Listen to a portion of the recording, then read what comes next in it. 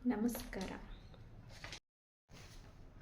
ಈ ಯೋಜನೆಯು ಕಾರ್ಮಿಕರಿಗೆ ವರದಾನವಾಗಿದೆ. ಆಮೇಲೆ ಅಟಲ್ ಪಿಂಚಣಿ ಯೋಜನೆಗೆ ಏನೇನು ಬೇಕು ನಿಯಮಗಳನ್ನೋದು ನಾನು ನಿಮಗೆ ಇವಾಗ ತಿಳಿಸ್ಕೊಡ್ತೀನಿ. ಕೇಂದ್ರ ಸರ್ಕಾರದಿಂದ ಇದು ಹಲವಾರು ಯೋಜನೆಗಳು ಜಾರಿಯಲ್ಲಿವೆ. ಈ ಎಲ್ಲ ಯೋಜನೆಗಳಿಂದ ಜನರಿಗೆ ತಮ್ಮ ಜೀವನ ರೂಪಿಸಿಕೊಳ್ಳಲು ಮತ್ತು ಬದುಕನ್ನು ಕಟ್ಟಿಕೊಳ್ಳಲು ಸಹಾಯವಾಗುತ್ತದೆ. ಚಿಕ್ಕ ಮಕ್ಕಳಿಂದ ಹಿಡಿದು ವಯಸ್ಸಾದ ಹಿರಿಯರವರೆಗೂ ಹಲವಾರು ರೀತಿಯ ಯೋಜನೆಗಳು, ಪಿಂಚಣಿಗಳು, ಸಾಲದ ಸೌಲಭ್ಯಗಳು ಜಾರಿಯಲ್ಲಿವೆ. ಎಲ್ಲ ಯೋಜನೆಗಳನ್ನು ಸರ್ಕಾರವು ಕಾಲಕ್ಕೆ ತಕ್ಕಂತೆ ಬದಲಾವಣೆ ಮಾಡುತ್ತಿರುತ್ತದೆ. ಈಗ ಸರ್ಕಾರದಿಂದ ಉದ್ಯೋಗ ವೃತ್ತಿಯಲ್ಲಿರುವ ಕಾರ್ಮಿಕರು, ಬೀದಿ ಬದಿಯಲ್ಲಿ ಮಾರಾಟ ಜೀವನವನ್ನು ನಡೆಸುತ್ತಿರುವವರಿಗಾಗಿ ಒಂದು ಪಿಂಚಣಿಯನ್ನು ರೂಪಿಸಿದೆ. ಸರಿನಾ?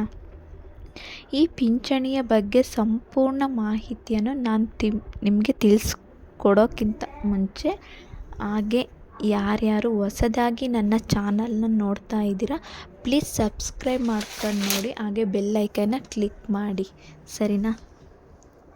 ಉದ್ಯೋಗ ನಿವೃತ್ತಿಯ ನಂತರ ಜೀವನವನ್ನು ನಡೆಸಲು ಅಟಲ್ ಪಿಂಚಣಿ ಯೋಜನೆ ಇದೊಂದಾಗಿದೆ. ಸರಿನಾ? ಬರೀ ಇವರಲ್ಲದೆ 18-40 ವರ್ಷ ವಯಸ್ಸಿನ ಉಳಿತಾಯ ಖಾತೆದಾರರಿಗೆ ಆದಾಯ ಭದ್ರತಾ ಯೋಜನೆಯಾಗಿದೆ. ಕೇಂದ್ರ ಸರ್ಕಾರದ ಹಲವು ಯೋಜನೆಗಳಲ್ಲಿ ಈಗಾಗಲೇ ಪಾಲ್ಗೊಂಡಿದ್ದಾರೆ. ಸಣ್ಣ ವ್ಯಾಪಾರಿಗಳು ಮತ್ತು ಕಾರ್ಮಿಕರಿಗೆ ಹೂಡಿಕೆ ಅಥವಾ ಸರ್ಕಾರದ ಈ ಎಲ್ಲ ಯೋಜನೆಗಳ ಬಗ್ಗೆ ಹೆಚ್ಚಿನ ಅರಿವು ಇರುವುದಿಲ್ಲ. ಅಂತಹ ಜನರಿಗೆ ಕೇಂದ್ರ ಸರ್ಕಾರ ಅಟಲ್ ಪಿಂಚಣಿ ಯೋಜನೆಯನ್ನು ರೂಪಿಸಿದೆ. ಈ ಯೋಜನೆಯ ಕಾರ್ಮಿಕರಿಗೆ ವರದಾನವಾಗಿದೆ. ಅಟಲ್ ಪಿಂಚಣಿ ಯೋಜನೆಗೆ ಏನೇನು ನಿಯಮಗಳಿದೆ ಅಂತ ನಾನು ನಿಮಗೆ ತಿಳಿಸ್ಕೊಡ್ತೀನಿ. ಈ ಯೋಜನೆಯಲ್ಲಿ ಹೂಡಿಕೆ ಮಾಡುವವರು ಕನಿಷ್ಠ 210 ರುಗಳನ್ನು ಹೂಡಿಕೆ ಮಾಡಿರಬೇಕಾಗುತ್ತದೆ. ಈ ಯೋಜನೆಯಲ್ಲಿ ಪ್ರತಿ ತಿಂಗಳು 5,000 ರು ಪಿಂಚಣಿ ಪಡೆಯಬಹುದು. ಅವರ ಜೀವನದುದ್ದಕ್ಕೂ ಪ್ರತಿ ವರ್ಷ 60,000 ಪಿಂಚಣಿಯನ್ನು ಪಡೆಯಬಹುದು. 18ನೇ ವಯಸ್ಸಿನಲ್ಲಿ ತಿಂಗಳಿಗೆ ಗರಿಷ್ಠ 5,000 ರು ಪಿಂಚಣಿ ಪಡೆಯಲು ನಿರ್ಧರಿಸುತ್ತದೆ. ಪ್ರತಿ ತಿಂಗಳಿಗೆ 210 ರು ಪಾವತಿಸಬೇಕಾಗುತ್ತದೆ. ಹಾಗೆಯೇ 3 ತಿಂಗಳಿಗೊಮ್ಮೆ ಪಾವತಿಸಲು ಬಯಸಿದರೆ 626 ರು ಪಾವತಿಸಬೇಕಾಗುತ್ತದೆ.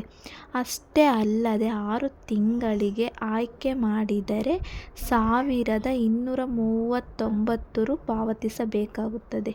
ಸರಿನಾ? ಅಷ್ಟೇ ಅಲ್ಲದೆ ನೀವೇನಾದರೂ ನಿವೃತ್ತಿಯ ನಂತರ ತಿಂಗಳಿಗೆ 1,000 ರುಗಳ ಪಿಂಚಣಿಯ ಮಾಡಲು ಬಯಸಿದರೆ, 18ನೇ ವಯಸ್ಸಿನಲ್ಲಿ ಹೂಡಿಕೆ ಮಾಡಲು ಪ್ರಾರಂಭಿಸಿದರೆ ನೀವು ತಿಂಗಳಿಗೆ 42 ರು ಪಾವತಿಸಬೇಕಾಗುತ್ತದೆ. ಸರಿನಾ? ಒಬ್ಬ ವ್ಯಕ್ತಿಯು ತಿಂಗಳಿಗೆ 1,000ದಿಂದ 5,000 ಪಿಂಚಣಿಯನ್ನು ಪಡೆಯಬಹುದು. ಭಾರತ ಸರ್ಕಾರವು ಕನಿಷ್ಠ ಪಿಂಚಣಿಯ ಯೋಜನೆಯನ್ನು ನೀಡುತ್ತಿದೆ. 1,000ದಿಂದ 5,000 ರು ಪಿಂಚಣಿ ಲಭ್ಯವಿದೆ. ನೀವು ಪಡೆಯುವ ಪಿಂಚಣಿಯು ನೀವು ಎಷ್ಟು ಹೂಡಿಕೆ ಮಾಡುತ್ತಿದ್ದೀರಾ ಎಂಬುದರ ಮೇಲೆ ಅವಲಂಬಿತವಾಗಿರುತ್ತೆ. ಸರಿನಾ? ಇವಾಗ 1,000ದಿಂದ 2,000 ಆಗಿರ್ಬೋದು, 3,000, 4,000, 5,000 ತನಕನೂ ಲಭ್ಯವಿರುತ್ತೆ.